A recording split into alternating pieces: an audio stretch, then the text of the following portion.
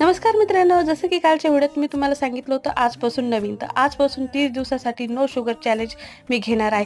जसं की मागच्या महिन्यात 10 दिवसासाठी मी मैत्रिणीच्या सांगण्यानुसार चॅलेंज घेतलं होतं आणि ते पूर्ण केलं. म्हटलं बस ताई तू हे करू शकते 30 दिवसासाठी आणि मी घेतलं आजपासून 30 दिवसासाठी नो शुगर चॅलेंज. आणि त्यासोबत आपण बाहेरचे पदार्थ पण खाणार नाही, म्हणजे चायनीज, पाणीपुरी, मैदा, ब्रेड असं वगैरे काही खाणार नाही. त्यामुळे मी कालच पार्टी करून घेतली. सकाळचं माझं रुटीन पूर्ण झाल्यानंतर आईने घेतले भोकरं आणि आम्हाला करायचं होतं लोणचं. म्हटलं चला ह्या अशा छोट्या-छोट्या गोष्टी होतच राहणार. नाश्त्याला मी बनवला होता आज उपमा, रवा उपमा बनवला होता. त्यानंतर आईने मस्तपैकी साखर आंबा बनवला होता.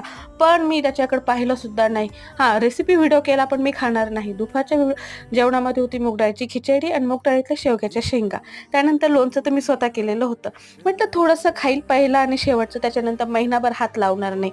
आणि संध्याकाळच्या जेवणात होती चवळीची भाजी आणि चपाती. तर उद्या परत भेटूया.